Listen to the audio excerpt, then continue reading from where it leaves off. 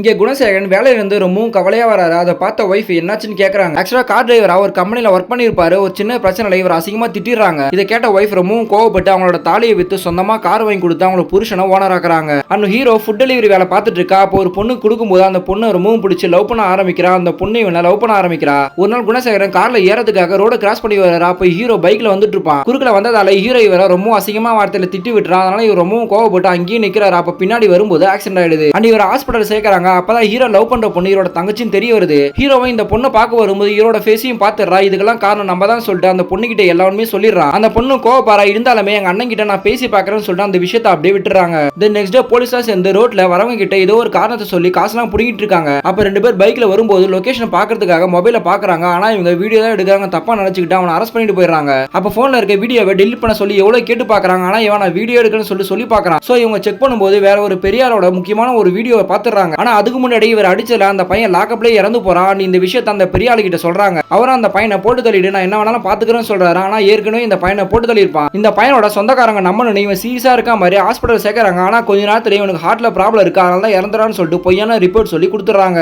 And அதே டைம்ல இந்த குணசேகரன் அவரோட காரை டிராவல்ஸ்ல வீரன்னு சொல்லிட்டு ஒரு பையன்கிட்ட கொடுக்குறாரு. தென் நெக்ஸ்ட் டே இவங்க தங்கச்சி ஹீரோ கூட பேசும்போது இவர் பார்த்துட்டு ரெண்டு பேர்கிட்டயும் சண்டை போட்டு அங்க இருந்து கிளம்பிடுறாரு. ஆனா இறந்து போன பையனோட கேஸ் பெரிய பிரச்சனை ஆகி அந்த போலீஸ் தலைமறைவாயிடுறான். ஆனா நெக்ஸ்ட் டேவே அவனை கண்டுபிடிச்சிடறாங்க. அப்ப நியூஸ்ல அவர் யூஸ் பண்ண கார் இந்த குணசேகரன் டிராவல்ஸ்க்காக கொடுத்த காரா தான் இருக்கும். சோ இவருக்கு ஏன்னா லிங்க் இருக்குமான்னு சொல்லி விசாரிக்க ஆரம்பிக்கிறாங்க. அண்ட் போலீஸ் வந்து நாளைக்கு மதுரையில எஸ்பி ஆபீஸ்ல 9 மணிக்குள்ள வந்து எல்லா டீடைல்ஸும் கொடுத்துட்டு போனோம்னு சொல்லிட்டு போறாங்க. இந்த விஷயத்தெல்லாம் பார்த்துட்டு இருந்தா அந்த பெரிய ஆளுங்க இந்த டிரைவரை வச்சு எல்லா கேஸையும் முடிச்சலாம்னு சொல்லி இந்த டிரைவரை போட்டுதெல்லாம் ஆள் அனுப்பிடுறாங்க. அப்ப குணசேகரனும் மச்சானும் மதுரைக்கு ஒரு காலை கிளம்பும் போது ஒரு இடத்துல நிறுத்துறாங்க. அப்பன்னு பார்த்து ஆக்சிடென்ட் பண்ணிடுறாங்க.